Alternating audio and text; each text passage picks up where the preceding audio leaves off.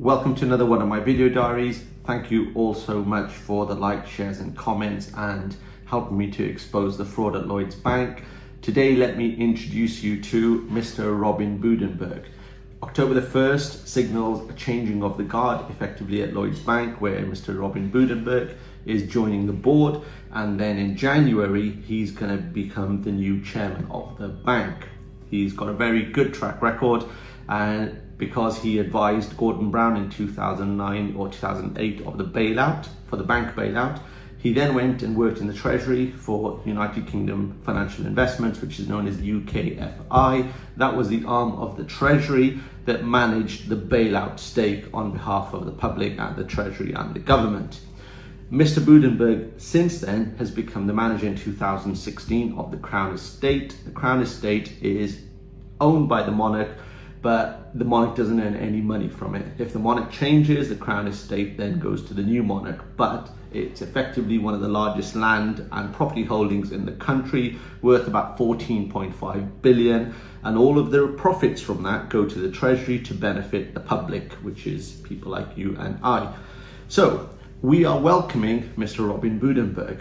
What we're saying to Mr. Budenberg is, while he was at UKFI in 2013, many of the MPs approached Mr. Budenberg, here's a copy of an evidential letter, to describe to him the fraud that had taken place in Lloyds Bank, Bristol. In Mr. Budenberg's reply, he stated that he did not have management responsibility of the bank, and that was down to the existing management team within the bank. All he was doing was managing the stake on behalf of the government, part of the bailout.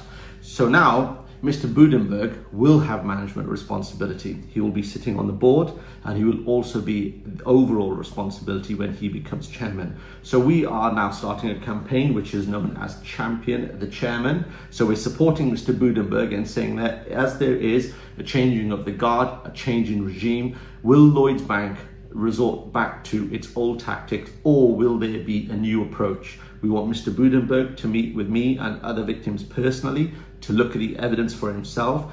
He now has management responsibility, so will he take the responsibility and look at the evidence and try and fix the bank?